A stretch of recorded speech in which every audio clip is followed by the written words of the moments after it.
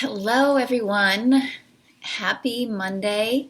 I am here today to talk to you about the 3 steps that you can take to tackle your triggers so that you can finally have the emotional freedom that you crave. So here's what I'm going to talk about. Actually, let me just introduce myself. I am Denise Fitzpatrick. I am a former therapist of 17 years turned marriage and relationship coach, and I help women and couples end painful relationship patterns that are keeping them stuck, being unhappy in their relationship, and really change those patterns so they can really enjoy being married again and enjoying their whole life. Because quite honestly, when our marriage isn't going well or an important relationship isn't going well, let's be honest, it really affects our whole life. So when I help couples and women change their marriage and improve their relationship, it actually changes all parts of their life. Changes how they show up at their job, changes their relationship with their children, it changes how they feel about themselves. Because when our relationship isn't going well, we may be critical and judgmental of our partner, but chances are we're also being very critical and judgmental of ourselves. So really getting that relationship right, that most important relationship in your life, getting that relationship right is so important. It's critical really to improving all areas of your life. So again, today I want to talk about 3 steps that you can take to finally tackle those triggers. Because the triggers that we react to are really the one thing that holds us back from having everything we want in our relationship and honestly in our whole life, right? Because you can learn communication skills, you can read all the books, you can know exactly what you need to do, you can have insight, you can have information, you can have all of that. But if you can't manage your triggers, then all of that is for nothing.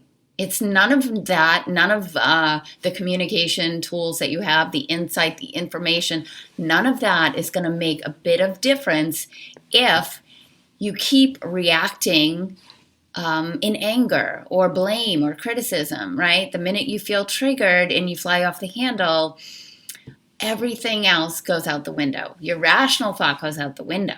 You can't possibly have a good conversation or even use the tools that you've learned if you go right to that automatic trigger, right? You respond the way you always do. And most of us, I would say, we react in anger. We blame, we criticize, or we defend.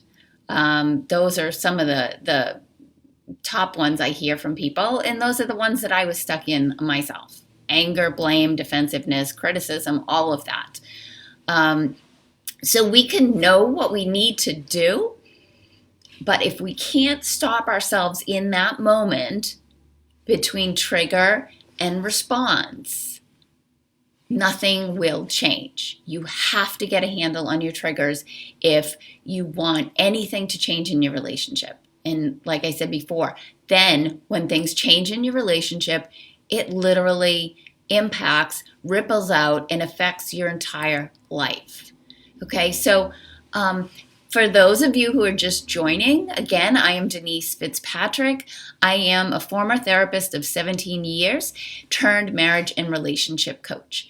I work with both couples and women individually to help them change the patterns that they're stuck in their relationship, change them to healthy patterns so they can be happy, they can enjoy being married again, they can enjoy their life again. Because when our important relationship isn't going well, it's all up here. Like, we think about it all the time. It affects how we show up everywhere in our life. So when you can have some peace of mind, when you can feel good in that relationship, everything else is going to come together for you. Okay, so let's talk today about 3 steps that you can take to finally get a hold of your triggers.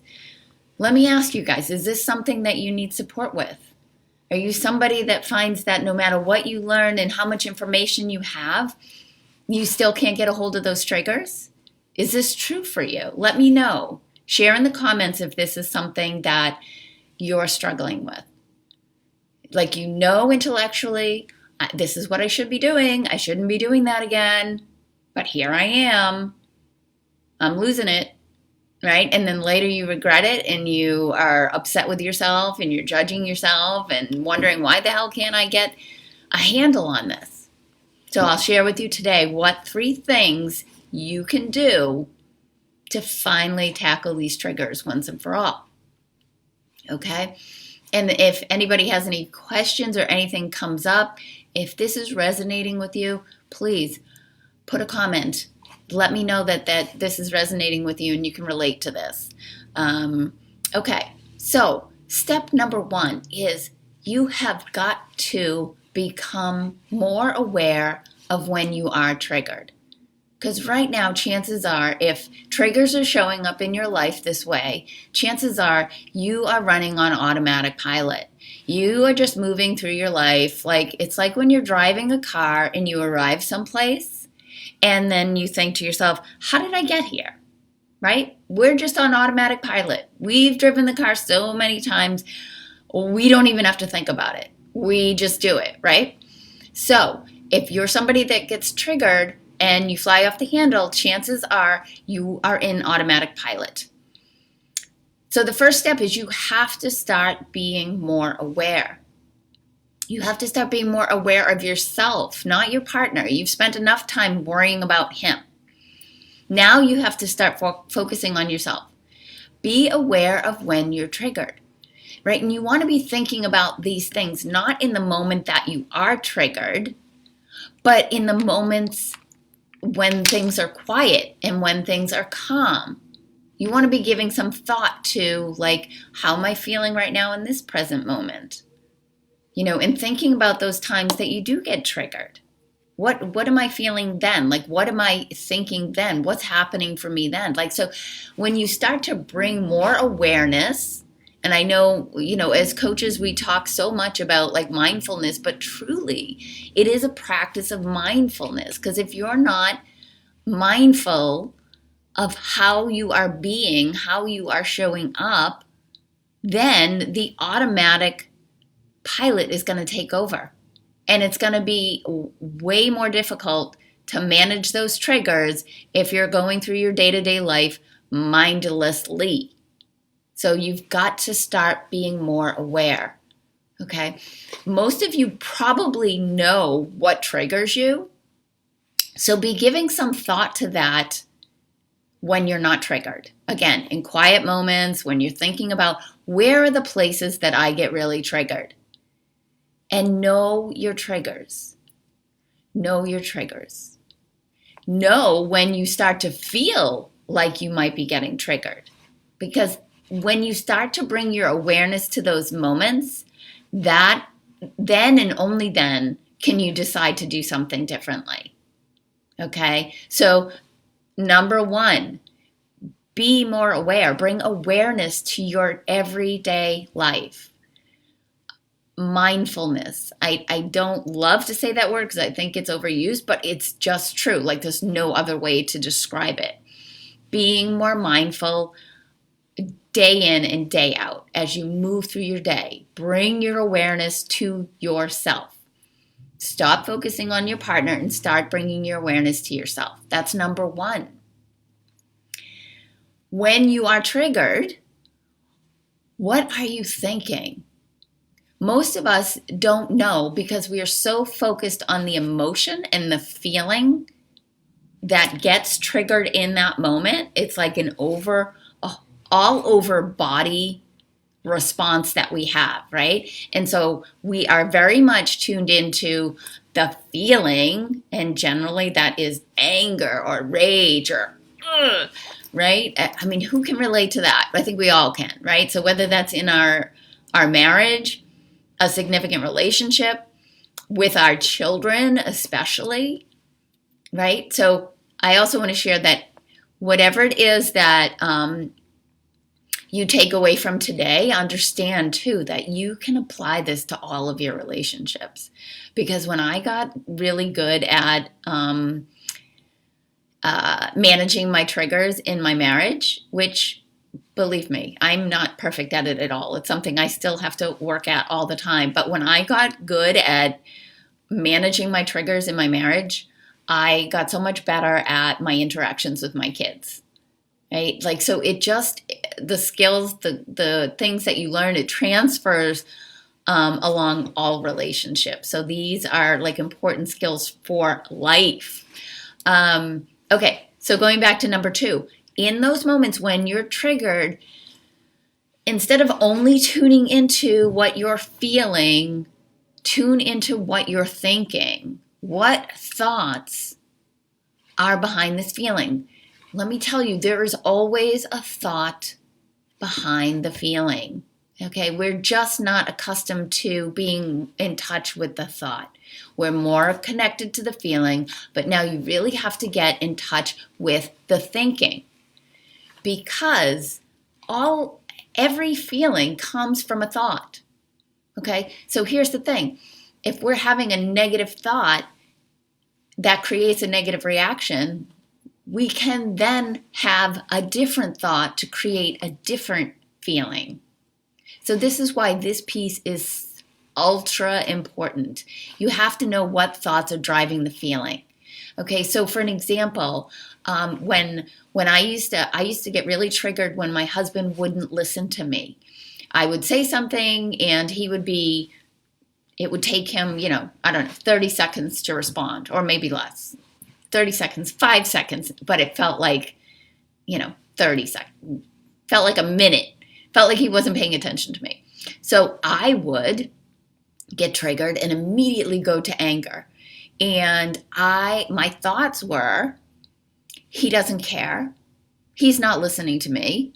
What am I, not important? So I had this whole story about what it meant when he didn't respond to me immediately. Okay, so who can relate to that? Who here has stories when they get triggered about the intentions that their partner has? Or the story we make it mean when they say or do something and we make it mean what? That they don't care, right? That we're not important, we're not a priority. We make it mean all sorts of things. But is that really true? We think it's true, but here's what you want to ask yourself. What else could be true? What else could be true? So when I slowed down enough in that moment to actually have a conversation with my husband instead of just flipping out, I started to understand and realize he was listening. He was listening. He might not have been looking at me, but then I could also share with him that I feel listened to when you actually look at me and when you respond to me, when you say, oh, I hear what you're saying. So then I was able to share with him what I wanted. Doesn't mean that he always does it, but at least I have changed the pattern. I stopped just responding in anger. I stopped blaming him and making it mean that he didn't care about me. Okay, so that was a win-win all around for both of us, because I was no longer flipping out, which is not who I wanted to be. Anytime we react like that, or we get triggered and we respond in anger and blame and defensiveness, we never feel good about that ourselves. We end up suffering. We make the other person suffer, right? So number 2 is you have to get aware of what you're thinking. It's not just about what you're feeling. What is the story you're telling yourself? What is the meaning that you're giving to this? And what else could be true? Right? If you slow down enough to ask questions or to ask for what you want, then it changes the whole pattern. Okay? So that number 1 was being more aware, and that's every day being aware as you go throughout your life, as you move throughout your day. Be aware of yourself. Be aware of your triggers. Number 2, what are you making it mean? What are your thoughts? What thoughts are driving this reaction? And what could you think instead? right? Because there's always you can always look at something in two different ways. You can have the negative story, which I did about my husband not caring, not listening, not making me a priority. Or I could also have this story that, okay, he's listening to me. He just doesn't always look at me when he listens. But when I ask him to, he will, right? So there's always an alternative. We just have to be willing to see it.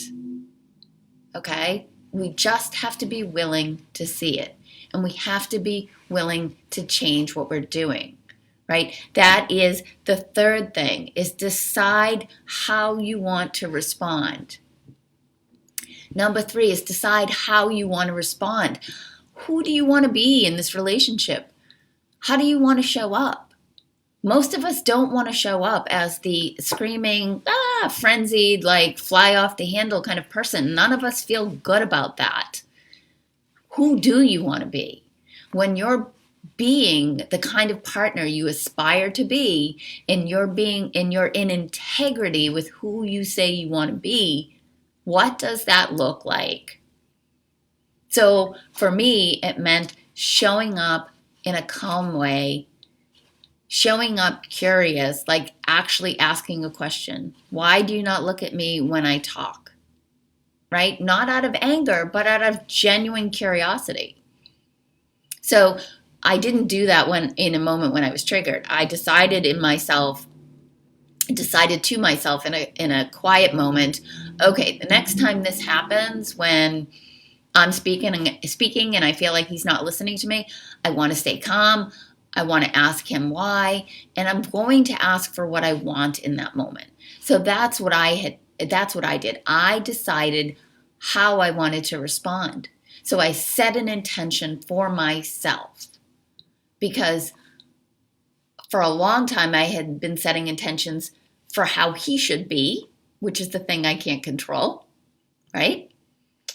I stopped setting the intention for him and started setting the intention for myself. And then that way, when I showed up in those moments and I got triggered and I responded differently, and then I walked away from that feeling like, look at that. I actually stayed calm. I asked a question. I asked for what I wanted, and it was a win-win. And I walk away from that feeling amazing. I feel more confident. I feel like I got this. And I'm not stressed out anymore that he's going to do something that's going to send me off into la la land, right? I'm in control. I've got control of how I show up and how I respond now. And managing your triggers, managing your emotional reactions to other people, to your partner, to your children, is one of the most important things that you can do in your relationship. Because like I said earlier, you can have all the information and all the insight that you want, but all of that is going to go out the window if you don't learn how to manage these triggers and these reactions. Okay, so again, just to recap the 3 steps. Be more aware. Make it a practice, a daily practice of being more aware of yourself. Get out of the automatic pilot. 2, when you are triggered, what are you making it mean? Really tune into that. What thoughts, not just feelings, what thoughts are driving this for you? And what else could be true? And number 3, decide ahead of time how you want to be, what kind of partner you want to be, how you want to show up in these moments, how you're going to do it differently. Decide, commit to yourself, set an intention for you, and stop trying to change him. And when you practice this each and every time, you will get better at it, I promise.